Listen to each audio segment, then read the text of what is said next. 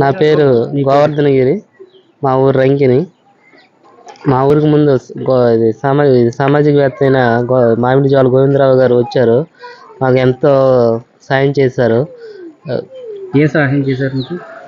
ఇది ఇద్దరు ఆడపిల్లలు చనిపోయారండి. వాళ్ళకి ఆర్థిక సాయం చేశారండి. నెక్స్ట్ ఇక్కడ గుడికి 1,00,000 రూపాయలు విరాళం ఇచ్చారండి.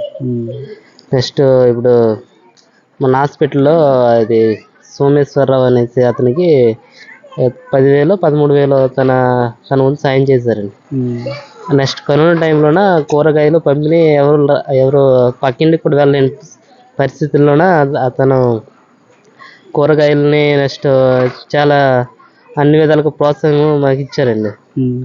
అతను వస్తే మాకు ఎంతో కొంత డెవలపింగ్ అవుతుందని భావిస్తున్నామండి. మరి గత ప్రభుత్వంలో ఎలా ఉంది ఆ పనితీరు? గత ప్రభుత్వం ఏంటంటే హామీలు ఇచ్చారండి, ఒకటి కూడా అమలు పరచలేదండి. డెవలపింగ్ అనేది ఒకటి కూడా అసలు ఏం జరగలేదండి. ఇతను వస్తే మాకు డెవలపింగ్ అని జరుగుతుందని భావిస్తున్నామండి. ఎంజీఆర్ని గెలిపించుకుంటామండి.